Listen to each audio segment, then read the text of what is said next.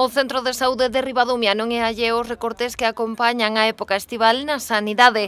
Esta mañá o equipo de goberno presentou preto de 200 reclamacións de veciños pola falta de médicos que garantan o correcto funcionamento do ambulatorio. Que aquí hai dous médicos, aproximadamente uns 1.500 pacientes por cada un dos médicos, e actualmente pois hai un solo médico atendendo a todos os veciños de Ribadumia, polo tanto a 3.000 pacientes. É difícil que un solo médico poida atender a 3.000 pacientes cando estamos falando que a media máis menos pois está en torno a 1.200, 1.500 pacientes que poden cubrir.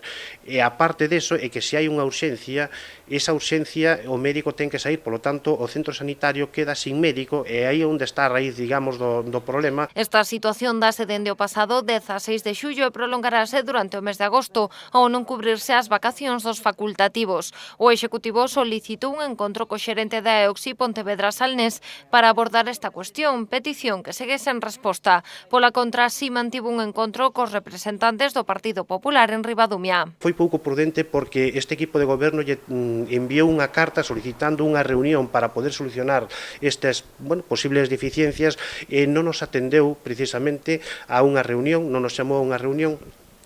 Onte mesmo lle chamamos por teléfono para ver cando podíamos ter esa reunión e parece ser que está de vacación dende o 6 de agosto ata o 30 de agosto. Polo tanto, si tuvo tempo para reunirse con Salomé Peña. Castro afeoulle que primara a cuestión política por riba da xestión. Tamén criticou a postura dos populares, os que acusou de desvirtuar a problemática do centro de saúde. É unha pena que o partido da oposición, neste caso Luís Serantes e Salomé Peña, que queiran desvirtuar